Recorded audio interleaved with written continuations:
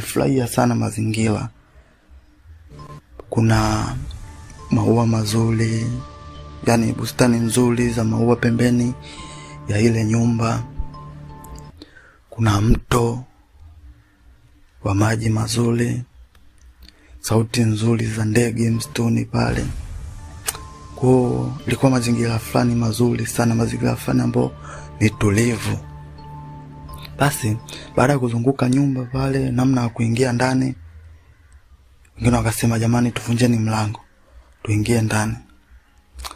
Lakini wengine wakasema kwamba kuvunja mlango itakuwa ni hatari, kwa sababu utakapovunja mlango inaweza ikawa ngumu kufunga tena, kwa utakuwa wazi kwa wakati wote ambao watakuwepo pale. Sasa kwa sababu pale ni msituni, ni hatari sana hata kuvamiwa na wanyama wakali hata usiku. Kwa hiyo wazo la kuvunja mlango sio zuri. Basi wakaendelea kuangalia namna wanawezaje kuingia ndani, wanawezaje kufungua mlango. Lakini baada ya muda wakagundua kwamba juu ya mlango kulikuwa na chungu. Basi wakakishusha, na walipokishusha kuangalia ndani wakakuta kuna funguo zote za ile nyumba.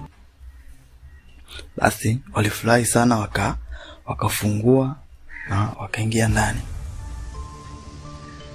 Sasa baada ya kuingia ndani walikuta nyumba ni chafu sana, kwa sababu inaonekana kabisa haijatumika muda mrefu.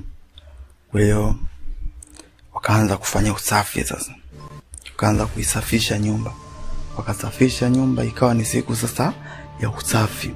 Baada ya kufika wakasafisha nyumba, wakafanya usafi hadi kufika jioni, ikawa nyumba ipo safi. Na baada ya kumaliza usafi ikabidi sasa wakagawana vyumba, kila mtu chumba ambacho atakuwepo kwa wakati wote ambao watakuwepo kwenye nyumba hiyo. Kwa hiyo wale ambao walikuwa wapenzi, kwa maana akapo, walichukua chumba kimoja watu wawili, na hao wengine ambao hawakuwa kwenye mahusiano, kwamba kila mtu alikuja yeye kama yeye, nao pia kila mmoja alichukua chumba chake na akaingiza mizigo yake huko, ambapo ndio chumba chake atakacho kuwa kwa wakati wote. Basi ikafika usiku, wakaandaa chakula, wakala, na ikabidi sasa kila mtu akaenda kupumzika kutokana na uchovu wa safari na uchovu wa usafi waliofanya.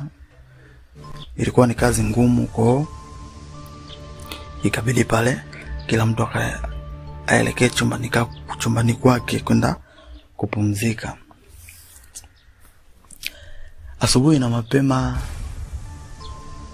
wakaamka, wakastuliwa na wakashtuka. Asubuhi na mapema wakaamshwa na sauti za ndege wazuri msituni pale.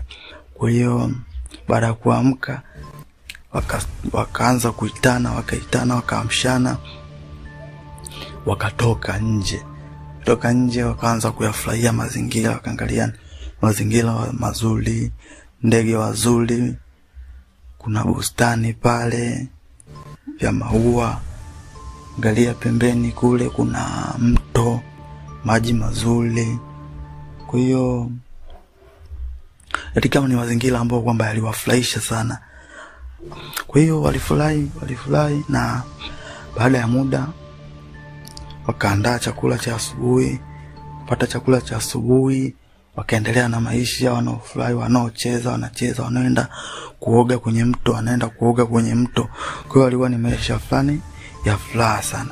Basi maisha yakaendelea pale kama siku 2 hivi. Baada ya siku 2, siku ya 3, wakati wanaamka asubuhi kama kawaida yao, wakiamka wataamshana, wataitana, jamani, ndipo wataendelea na shughuli nyingine. Sasa siku ya 3 walipoamka,